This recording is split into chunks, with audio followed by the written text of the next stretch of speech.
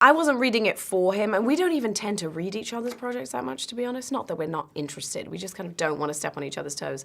But he was sent it as a sort of spec script, and he pitched me the one line. I was like, you need to direct that movie. That's an amazing movie.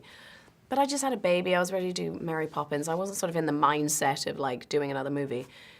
And so then he rewrote it, and I read it on a plane, and I kind of like walked over to his seat on the airplane. I was like, this part to me. I was like, I want to play it. And he was really excited, actually. I was pleasantly surprised by how pleased he was that I wanted to do it.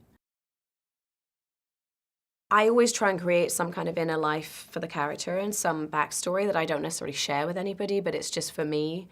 And I think John and I, being a couple in real life, we have this sort of memory bank of experiences that we've been through as parents, and what we feel about our children inevitably was going to sort of translate onto the screen in some ways. But you know, I think as much as possible we try to shoot in sequence as well.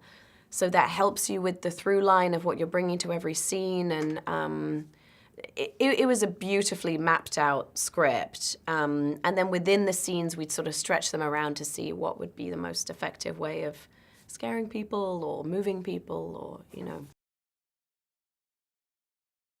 Because this family suffers a great loss in the beginning, there's a kind of coping mechanism that goes with that. And also, even if they didn't necessarily plan for it, this is where they are, this is where they're at. And what I love is her sort of defiance to live and just keep creating life, and like, damn it, she's gonna have that baby and keep her voice down. You know, I think that that's what I like about the character. There's a kind of ferocity to her that, and the determination to keep creating life amidst this hell.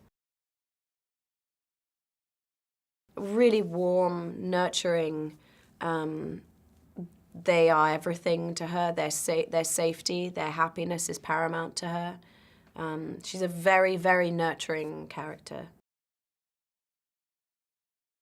We lucked out, I have to say, massively with those kids. They are just extraordinary people and so professional, such old souls, and so easy to love, you know, to be honest. They're just wonderfully sweet, loving people. And we would invite them all over to our house. We'd have barbecues and pool parties, and we'd invite all of their families because I wanted to see how they interact with their mothers and with their fathers, and so that they really felt that it was inclusive. It wasn't like me and John and like these kids, you know, it was like we were a family.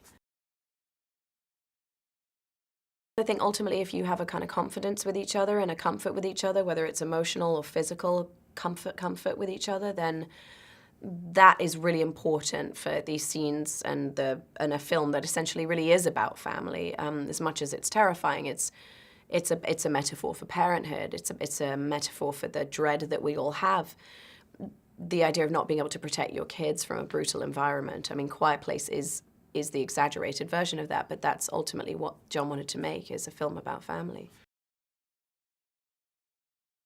It was an odd scene to shoot because we'd been working wordlessly, you know, and I think it's a really beautifully written scene, and actually that was pretty much like that was his first pass at it, and I read it and I went, do not change that scene, it's so beautiful. It's like, what would these two people say to each other when finally given the opportunity? And they've probably never discussed what happened in the beginning of the film.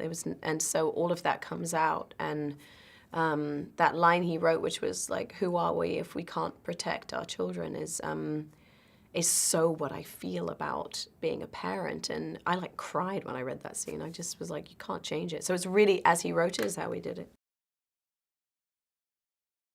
He is so detailed and he is so interested in the minutiae, because ultimately this film just needed to have great heart, and the heart is found in the details. And so yes, he has amazing set pieces that are smart and that pay off. So you've got the idea of how he's very, very smart, and he's able to kind of put things together at a sort of rapid fire speed of how he thinks something should look, and how he processes is very quick and very dynamic. But he is so interested in the small, he sweats the small stuff. And that's what I like in a director, is like, I want someone to sweat the small stuff and dig for the gold. And he knows how to do that.